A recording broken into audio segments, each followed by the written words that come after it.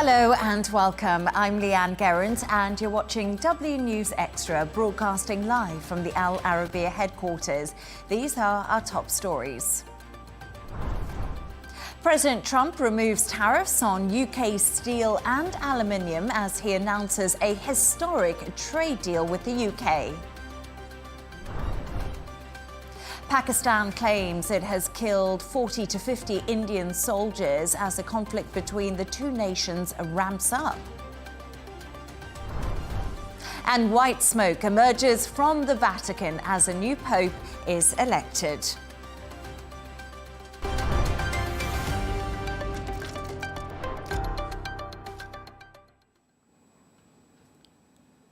To our top story, and US President Donald Trump has announced a trade agreement with the UK. The US has removed tariffs on UK steel and aluminium, cutting the rates on cars exports from 27.5% to 10%. In return, US chemicals, machinery and industrial companies will get more access to the UK market. Both leaders talked about the special relationship between the two countries on the anniversary of VE Day, with the US president adding that he hoped the bond between the US and UK would be stronger than ever before. Take a quick listen.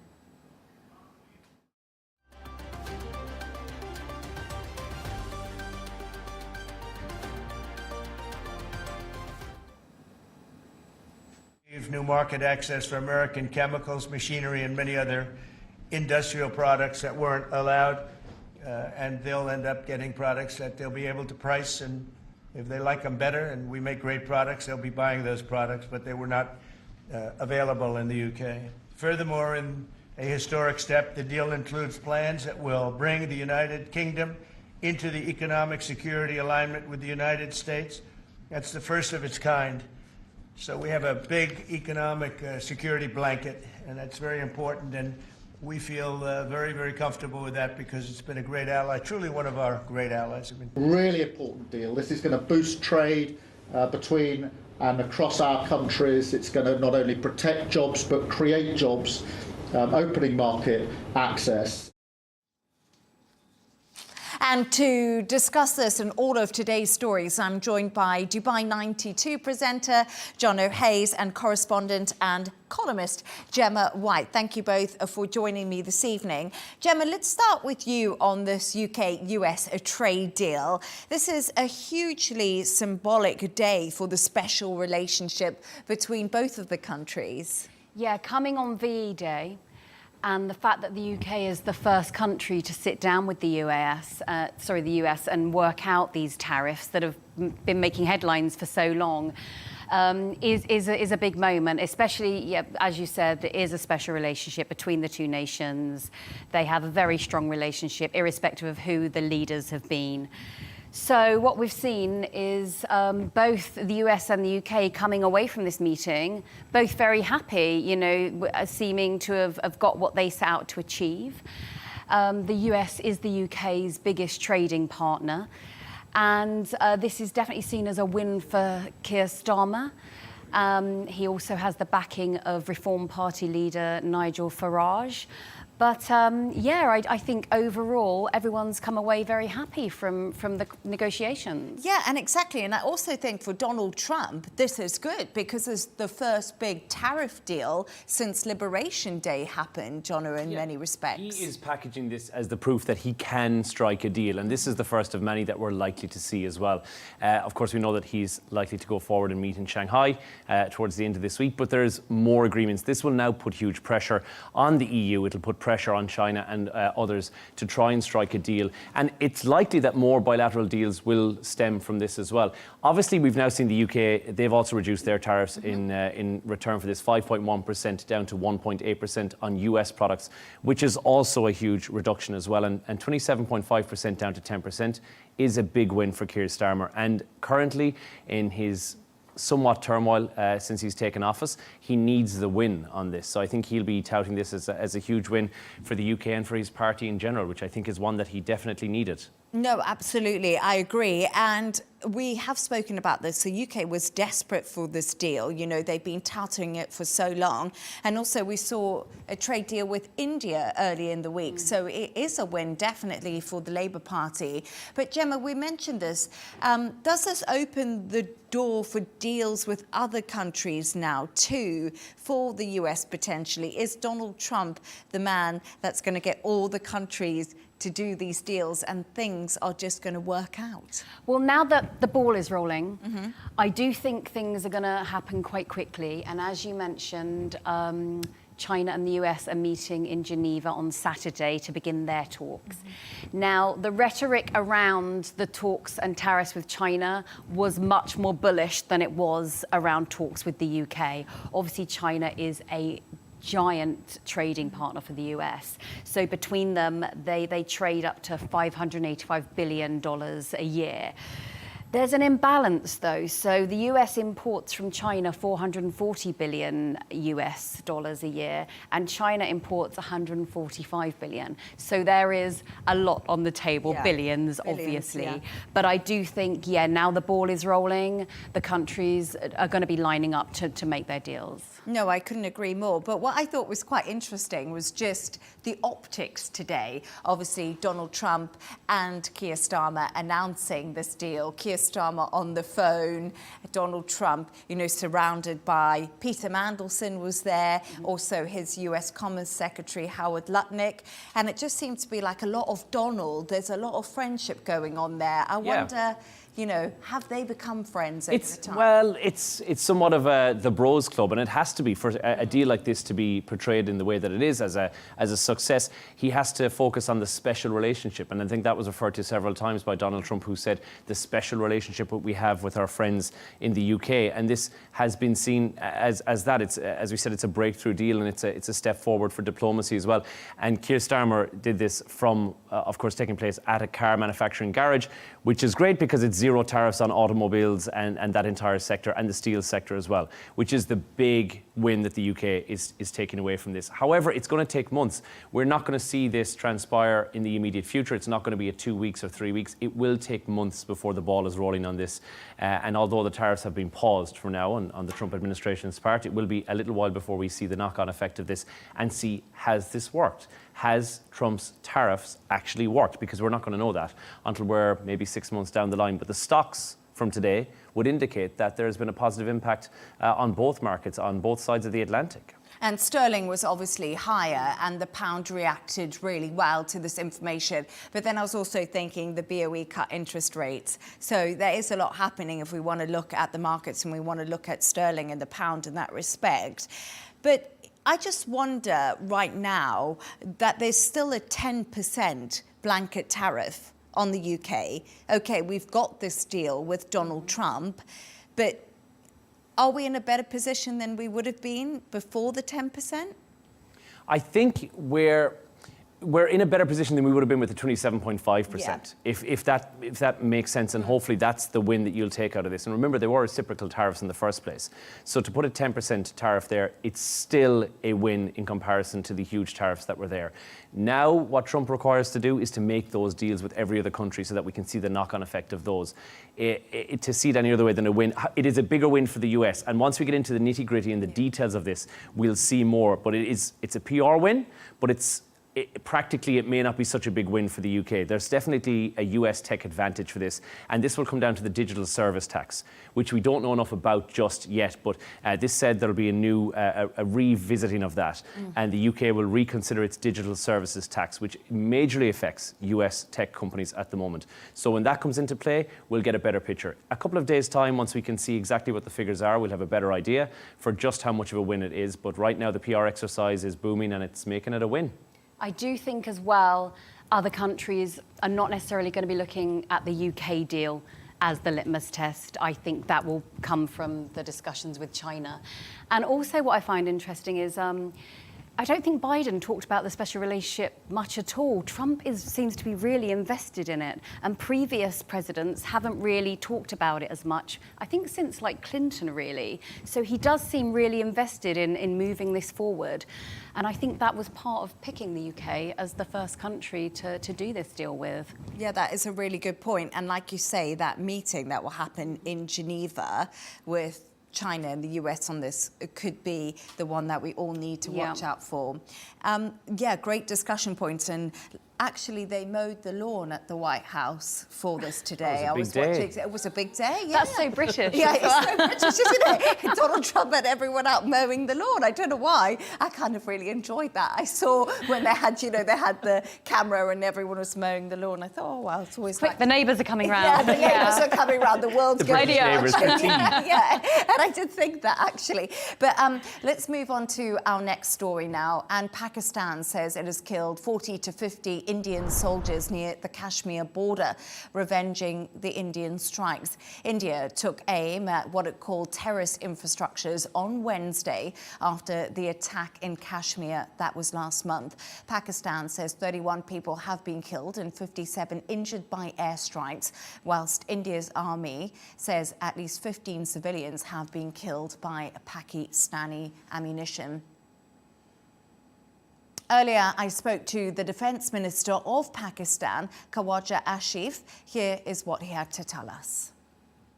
While we were being attacked by the Indian Air Force night before last, there was some engagement on the ground also, both on line of control and working boundary and international border, but mostly on line of control and working boundary. But during the engagements on working boundary and line of control, several Indian soldiers were killed, and some of these two brigade headquarters were destroyed, and some of these checkposts were abandoned by the Indian soldiers, and they just ran away. So during those clashes, there were casualties on Indian side. This is what was meant by, I think our information minister gave this statement.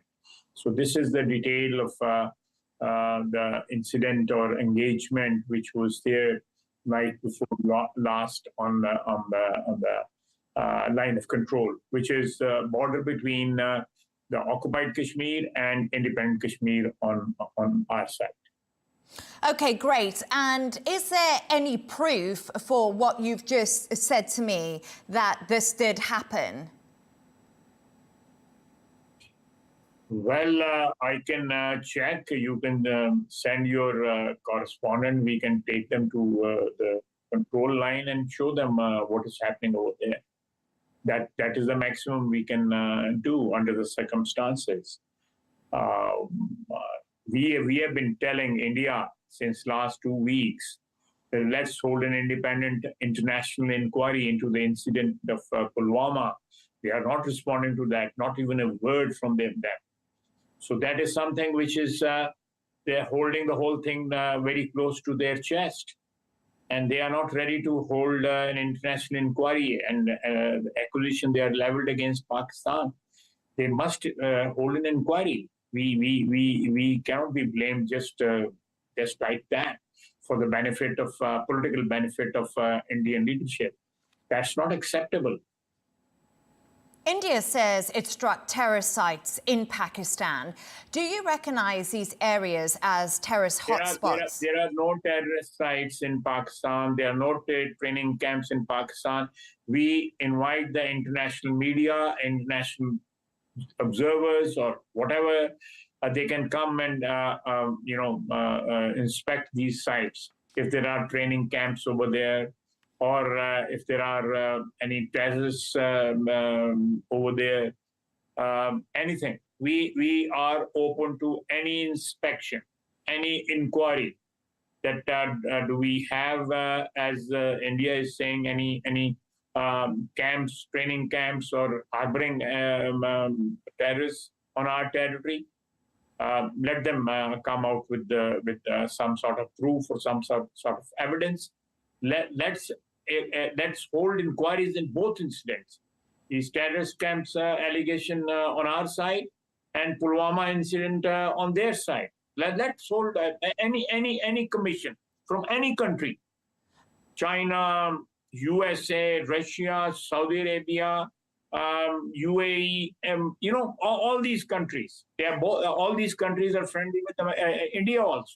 Let them send a commission and find out for themselves that who's lying and who's not lying. Minister, I just want to ask you, if it wasn't terrorist hotspots that were struck, what did India strike in Pakistan? Civilian population and a couple of mosques. OK, India has accused Pakistan of supporting cross-border terrorism, including the recent attack in April. And that is a justification for the recent strikes. As a nation, India has the right to defend itself, does it not? Every nation in the world has right to defend itself. It's not only the exclusive right of Indians. It is there for more than 200 nations in the world. Every nation has the right to defend itself. We also have the right to defend ourselves. So, Jono, there we are. That was my interview with the Defence Minister of Pakistan a little bit earlier. But what are India saying right now? He said there that every nation does have the right to defend themselves. Well, they are refuting the claims of the 50 Indian soldiers that have been killed in retaliation. They have, however, confirmed targeted air defence systems have been hit by Indian Air Force through to Pakistan. But that is as much as they're saying right now. This tit-for-tat military back and forth that's taking place seems to just be costing civilian lives at the moment, with no confirmation that any soldiers have actually lost their lives so far. Scary, especially in a nuclear-armed standoff between both nations at the moment. But the blame game in this is unfortunately keeping justice from ever being served, or from any sort of neither side seems to want to come to the table to talk about this, which is what's causing the slight issue right now. For the moment, India is saying that is not correct. 15 is what they're reporting as civilians who have been killed. Yes, and then, Gemma, Jono just touched on it. Everybody and every side right here is blaming each other. There doesn't seem to be any resolution. It's hard to see a world where they could agree right now and de-escalation and diplomacy could come into play. Yeah, it's. I don't think we're going to see that for a while. Tensions are escalating. And obviously this is a conflict that has been played out over decades and cost thousands of lives. So this is not something that's going to be sorted out in the next couple of weeks, especially as previously the US was so instrumental in brokering talks between the two nations, and Trump is quite otherwise engaged, with everything else that's going on. I think as well, world nations have urged calm in the situation. And I think there was hope that given India's missile attacks and Pakistan's, retaliatory claims that they've shot down Indian fighter jets, that there was a sense that both sides could claim a victory for themselves and sort of walk away with heads held high, but we're not seeing that.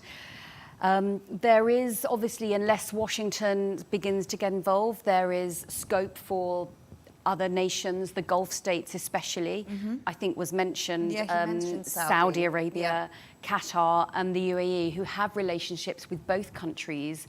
This could be a time for them to step in for negotiations. Yeah, absolutely. But when I was speaking to the Defence Minister, he mentioned tit-to-tat when we were talking about that. And I thought, as the Defence Minister, that's something that's quite jarring to hear, I think. It is the truth, however, and this obviously is a long-standing, decades-long insurgency that's been taking place as well. And unfortunately, thousands of lives have been lost over the duration of that as well. But these attacks are risking putting both nations back quite a step in the diplomatic process, which is a grave concern for the world at large. When two large countries like this are in a military confrontation once again, something that I don't think we need to see right now. Yeah, definitely. Oh, yeah. Yeah, I'm just sort of like the nationalist rhetoric as well, like that we're seeing is escalating as well. So words, tensions, feeling. It's like a tinderbox, and no one wants to kind of just ignite it. So, yeah, I mean, but I can't see it settling for the time being. For what seems to be suffering at the moment, truth is really the thing that's become the first casualty of this. And unfortunately, it seems that neither parties have been completely truthful with regards to their tactics or to the actual outcome of everything that they're doing. Yeah, there's no real confirmation of what's happened. Neither party are willing to admit that this is what's happened, and truth is what's first to suffer. Yeah, and also an interesting point, like you said, social media plays into it now. You know, things become a lot more complicated when sort of information is touted about that might not actually be the truth. Yeah, there was something on BBC Verify saying that they had perhaps verified the jets, a jet that had been brought down. It was a French-built fighter jet, which the Indian Air Force uses. But again, still no verification. And you see here we're talking 40 to 50 Indian soldiers, you know. How many is it? You know, we're sort of looking for facts and information, but everything's very clouded when we're not getting to the real details. Yeah, absolutely. Thank you very much for that. Now let's move on to another story. The world has a new pope as Robert Provosto becomes the first American leader of the Catholic Church. The Vatican erupted in excitement as he delivered his first words. They were, "May peace be with you all." So, Jono, was this sooner than expected? I felt like it was 2 days of voting. I wasn't expecting white smoke so quick. I don't know why. We don't know if it was how many votes in we were. It's not clear just yet if it was the 4th or the 5th round of voting, but that is early doors. Now, Pope Benedict the 16th was voted in after 4 rounds of voting when he took the position. Francis was elected after 5 counts, so both the second day of votes. And Pope John Paul II, their predecessor, was 3 days of voting. So it's certainly not the shortest, which was a number of hours, which happened in 1503. I think that was when Pope Pius III had passed away after 23 days in office as Pope. So it's not as short as that, which was, I think, 3 hours. And it's not as long as Clement the 4th or the 5th. He passed away in 1268, and it took 3 years to find a new Pope. So we're somewhere between the middle. A day and a half seems like it's very doable. So no one could afford to stay in Rome for 3 years. No. Apparently they had to stop feeding the cardinals what they normally get, which is like a nice spaghetti, minestrone, and just give them bread and water to basically force them to make a decision. One would maybe guess that the catering may not have been as good in Vatican City this time around, and that's why they were out very quickly. But we now have a new Pope, Pope Leo XIV. Cardinal Robert Francis Provost is who he is known as previously, and weirdly did not have him in my papal bingo card to say that he would take over. He was not in there as one of the front runners. He had been touted as a potential candidate, but I don't think anyone saw this. I don't know if people were expecting an American to take the position as the leader of the Catholic Church either, and that is exactly what has happened. Born in Chicago in 1955, so he's one of the younger gentlemen to ever take the position at 69 years old, still a seasoned veteran, as you would imagine, and he's been a priest since 1982, spent much of his life in Peru, working on missions there as well, which we got a feel for when he gave the Habemus Papam speech on the balcony. We got a feel for what sort of a pope he is going to be. We know that he is multilingual, 9 languages loosely, 6 fluently, of which we got a taste of his Latin, which would be the tradition, a little bit of Italian and some Spanish. And weirdly, no English. No, he didn't give us any of us an American accent. None. We didn't get any English. But he is seen as the Pope of compromise. So he's seen as someone who can appease the real conservatives in the Catholic Church, but he's also liberal enough to sort of stick to what Pope Francis was outlining in his papal see. So gosh knows what's going to happen. We have to wait and find out. I feel like we were promised that before, you know, the sort of conservative side and the liberal. But I do feel that slowly over time, the conservative side does kind of come to the fore. But only time will tell. Again, you can tell a lot by the name that the Pope will pick, and a lot about his attire when he walks out. Pope Francis was the first one to break from the tradition and change the vestments and just wear a white robe. When he walked out, we thought this is a papacy of humility and of humbleness, and even his name, Francis of Assisi, was the name that he took. So that was an indicator that he would be a pope for the poor. And I think that was a very clear indicator of what we could expect and what we got from Pope Francis. This was more of a ceremonial, wore all of the garb that went along with the papacy, probably right down to the Prada red shoes that are provided for the Pope. We never got to see the shoes there on the balcony, but I can imagine he did. So we would think that this would be more of a traditional papacy. Certainly, I believe that he will not be living in the apartments that are beside the Vatican City in the Sistine Chapel. He's more likely to move back into the Papal Palace. I mean, this again is just speculation at the moment. And taking the name Leo after his predecessor, who passed away, I think 1903, was the last Leo that we had sit on the papal throne. He's likely having some of his methodology or some of his thinking. We know that he's a big believer in welcoming in the minorities into the church, but he is not a believer in having women ordained ministers within the church. So there's some traditional elements, and there's some of Pope Francis's elements that are through there as well. A mix of Benedict XVI and Pope Francis is, I think, what we're in store for. Yeah, absolutely fascinating that he's American. And I wonder what... As you said, yeah. it was completely unexpected. Yeah. Yeah, because the front runner was the Italian. Italian, Hungarian, the Filipino cardinal, all were in there. Yeah, absolutely. And I'm sure Donald Trump is absolutely thrilled that this has now happened. He said he's really looking forward to meeting him. Yes. I did wonder if Donald Trump was going to sort of take credit for this. I still wouldn't be surprised. But he's already tweeted about it, obviously.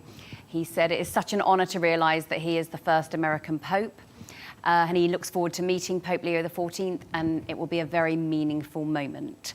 So, yeah, I do think no one thought there would be an American Pope, because obviously as a country it can be sort of quite moved towards more secular. But no, I think it's actually very interesting. It feels a bit modern. Yeah. It feels a bit more modern, although the not looking at allowing women to be ordained doesn't feel modern, but as I said, I do feel, you know, the balance between progressive and conservative, it evolves over time. I must say something, he looked really sprightly on that balcony, didn't he? He had like a lovely big smile. Yep. I felt like when he started talking, the crowds just erupted. Yeah. I don't know, Gemma and Jono, I'm still fascinated about the volume of people who were there in the Vatican. Yeah, for me, I think it's because there's not much mystery in life anymore. And this is one of those mysteries that you don't get to see that often in your lifetime. You know, it's one of those big defining moments. And it's something that the whole world can hold their breath for. And there aren't really that many moments that we can collectively do that. No, it's absolutely true. And the Vatican must be making some money. I spoke to our reporter earlier, and he said to me, Leigh-Ann, I'm here, Trent Murray. I'm waiting for him to come on the balcony, and I can't even get a piece of pizza. So they're making money. They've spent it as well, mind you. The conclave, the last conclave that took place in 2013, estimated to have cost about $5.1 million US. So it's an expensive affair. And it's because of all the pomp and pageantry and ceremony that goes along with it. And you might think, well, the Vatican's got deep pockets, they can fund that. It's actually paid for by Italy. So they're probably just recouping some of the losses that they'll have had to spend on the papal conclave, but also the papal funeral. They've just put that behind them as well. Estimated to have cost around $7 million US. That was also a very expensive affair. So there's two very, very large events that have just taken place that have cost their economy quite a lot of cash that they've had to stump up for as the Italian government. So this will somewhat feed back into that and give a much needed cash injection back into Rome. No, it's absolutely fascinating. The whole day, it just felt really historic, that moment. I loved it. I actually felt a bit emotional when he went onto the balcony. You know, even if you're not religious, Gemma, I think you do feel that. Definitely. It's coming out onto the balcony as well, to the crowds.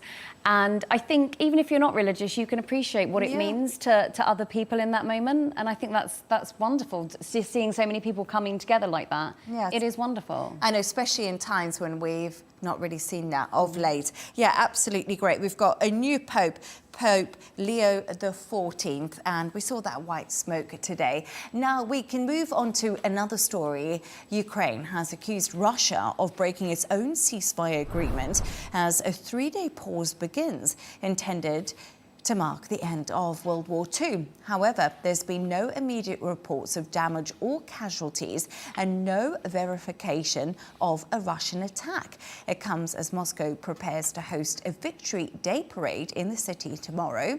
Kyiv has still not agreed to Russia's 3-day ceasefire proposal. So, Jono, has Russia responded to any of Ukraine's allegations that Russia's 3-day ceasefire proposal is a ruse? I hope I've said that right. So it's believed that, obviously taking VE Day into account, that this ceasefire is on paper only and that bombs are still in the air. So within hours of the ceasefire being announced beginning, Ukraine said, well, Moscow has already launched bombs on Sumy 3 times today. Now, that's an unverified report as of yet, but if it's true, then this pause was never really serious. This is just strategic optics, really, on the part of the Russian government. So you may say it's a stunt, that it's not actually peace in the first place. Ukraine is not buying this gesture. It says that, look, we're holding firm on the fact that there's something more substantial here that could be achieved, i.e. the 30-day ceasefire, which has been proposed by the US. So far, Russia has completely ignored this. They have chose airstrikes over answers time and time again. So we have not gotten any further on that. The message seems to be attack and then reciprocated attacks forward and back across the border, which is, as we've said before on this, not really achieving anything in the way of peace. And something we've seen been happening over the nearly 4 years of the war. But Gemma, let's talk more about the VE Day parade. It's going to be happening in Russia tomorrow. And what I found absolutely fascinating is at least 29 world leaders are going to be attending this. We saw Xi Jinping arrive in Moscow today. Does this look like a major PR coup for Russia? It does. For their Victory Day parade last year, there were around 9 world leaders. So, I mean, that has grown exponentially in the space of a year. That's been quite a difficult year as well, sort of in the global political sphere. So we have world leaders from China, Brazil, Egypt, Vietnam, Venezuela, Belarus, Cuba, Ethiopia. Africa, very well represented as well here. It's overall, the ceremony is going to be huge, obviously choreographed. The world leaders are going to be standing there. Really a chance to show the West that the ways in which they tried to isolate Russia have failed, for Putin at least. This is what he's going to want to be showing on the world stage. It's a message to the West that perhaps a new order and new allegiances are rising, allegiances which even a year ago perhaps seemed like, you know, gosh, this would never happen, and it has. Things have moved very quickly. I think it's very interesting as well. Obviously, the war in Ukraine will be high on the agenda as well, that Putin will be discussing with select nations. But yeah, as a PR coup, as you said, I think it's absolutely tremendous and nothing that anyone could have foreseen. No, definitely not. And Zelenskyy has said, Jono, that he can't guarantee safety of these world leaders in Moscow, in Russia, for this VE Day parade. I mean, not so much, and we looked into checking this, it's not so much in a threatening manner. He's not saying that in the, I'm not guaranteeing the security of these world leaders. He's saying that it's a volatile situation. He's not sure what Moscow will do. In that case, if there's a retaliation necessary for drone strikes or something else, that it may occur. He's certainly not saying that he's going to go in there all guns blazing, because there's 29 world leaders who've now gathered there as well as troops, as you mentioned, from several other countries. That's not what he wants to achieve here. But those words, I think, were perhaps not the most well-chosen out words, and will probably just rile up Russian anger even more, I imagine. It is a concern, but it's difficult to say, look, you've boxed Putin in and he's now isolated from the world. It's difficult to say this. Leaders have flown in from 29 different countries, like you said. It is far up from where it was last year. When he's handshaking and attending parades, it's difficult to say that, look, he's been completely alone in this situation. So some global powers are seeing value in their alignment with Russia. And now we know who they are. So the peace narrative seems a little bit hollow if you're going to send in drone strikes into Ukraine while you've said there's a ceasefire in place for 3 days. But what I also find quite interesting is that Xi and Putin together. And we also know that China is going to be having these talks about trade with the US. And I wonder right now, are they going to get tips on each other how to get the best deal with Donald Trump? Do you think there's going to be some interesting conversations going on? If I'm she, I am definitely quizzing Putin about what Trump is like, because Putin and Trump did have, whether they continue to have, a close relationship where they would speak on the phone regularly. So if I'm she, I am picking Putin's brains about the best way to deal with Trump going into the tariff talks on Saturday.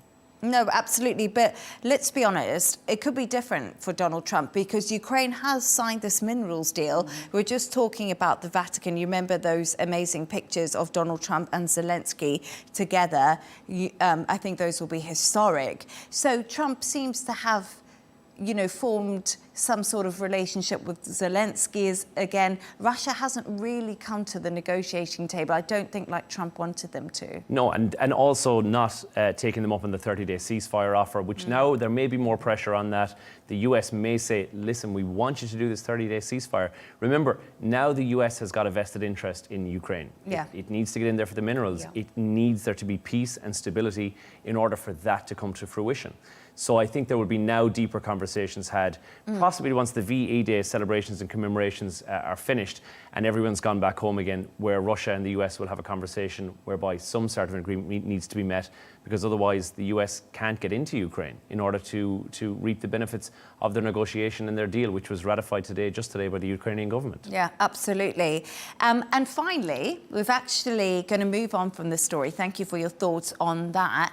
But we're going to go to the part that I love, and it's where Gemma and Jonna, you've come up with a couple of stories of the day that you picked out and you liked.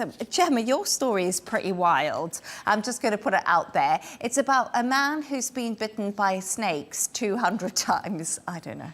As his job, though, he encourages it. He seeks it out. So this is an American man called Tim Fried. Yes. And he has been bitten over 200 times over the past 20 years, all in the name of research.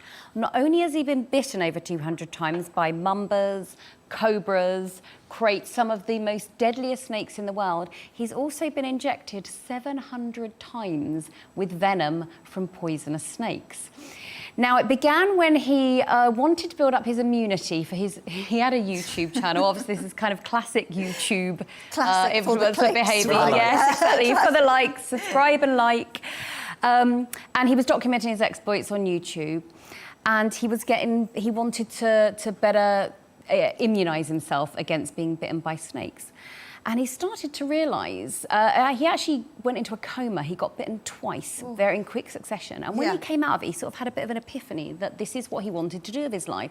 So, over the past 18 years, he has been bitten 200 times, and he is now producing antibodies that are being used around the world against venom for snake bites. I think the funniest thing about this is that he calls it a lifestyle. Wow. He says it's become his lifestyle. And for me, that's not really a lifestyle choice. But in saying that, Gemma, he's doing wonders for medicine, maybe. And because Marie Curie famously carried around radioactive substances in her pocket. Worked very well for her. To see the effects. Turns out it wasn't a good idea.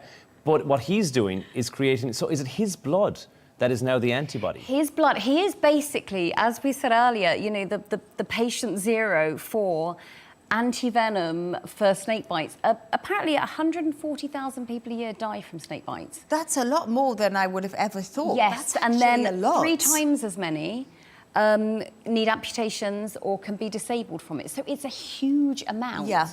And this man gets bitten and provides antibodies for it.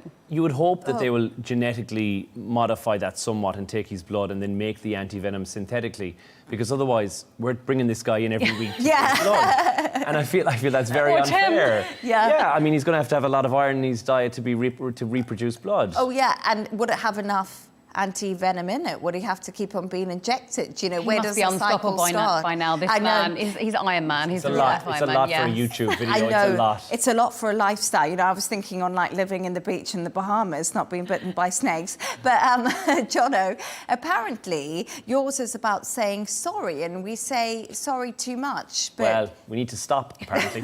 A new study says that we say sorry up to 9 times a day. And the reason that this is a problem is because we no longer mean it and it doesn't have the same credence that it did before. So we're apologising for things that we did not cause, nor are we in control of. So this is something like having bad phone signal, someone bumps into you and you immediately apologise for that. Somebody stands on your toes, you're apologising to them for them standing on your toes. And the issue with it is that now the word sorry no longer carries the same credence. And unfortunately, when you want to use it, now it no longer packs the same punch that it once did. So you need to tone it down on the I'm sorries. And I certainly do it way too much. I say I'm sorry all the time. Do you know what I was just thinking? You know when someone's holding the door for you and you say sorry as you run Like quickly run to through. come through it because you feel that you're putting them out of their way. It's weird, isn't it? And sorry for sneezing. You know, I You're can't not in help control. sneezing. I can't Yeah. control it, but I'm still apologising for it. it is so weird that we say that, but I wonder why we do it. Is it to kind of alert someone? Like if someone steps on our toe, we're like, oh, sorry, I'm actually in the way, or are we I think just trying to be polite? that's a tonality issue, Leigh-Ann. I think if you're saying, oh, sorry, you need to say sorry.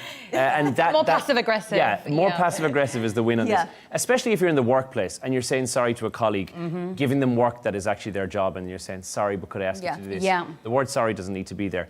What's weird about this, and when they checked this survey out to the 2,000 people who they asked, the people are not saying sorry when it comes to serious things. So, for instance, you hurt a close friend, you fall out with a loved one, it can take up to a year for them to say sorry for that. Whereas for the minor things in life, sorry flows off the tongue. Yeah, so easy to say it. I believe that, though, because I think the big things are really hard to say sorry. Yeah, they are. But then maybe we should just reserve our sorries for when they're absolutely necessary. And then you know that if you get a Gemma sorry or a Leigh-Ann sorry, that's a heartfelt sorry. Something. Yeah. Yeah. And not just a throwaway sorry like that we dish out every other minute of the day for not having good phone signal. But as well, apologising for existing is quite a sad state of affairs, isn't it? You know, Yes. we're just existing. Oh, sorry that my foot is under your foot.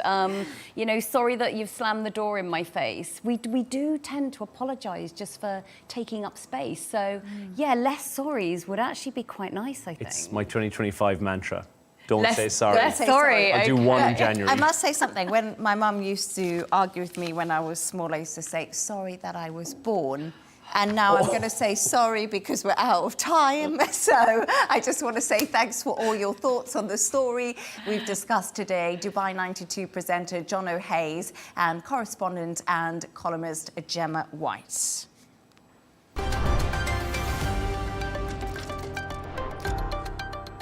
Here's a reminder of our top stories. Pakistan claims it has killed 40 to 50 Indian soldiers as the conflict between the two nations ramps up. President Trump removes tariffs on UK steel and aluminium as he announces a historic trade deal with the UK. And Cardinal Robert Provisto makes history by being elected as the first American pope. And that's all from us on W News Extra. Goodbye and have a lovely evening.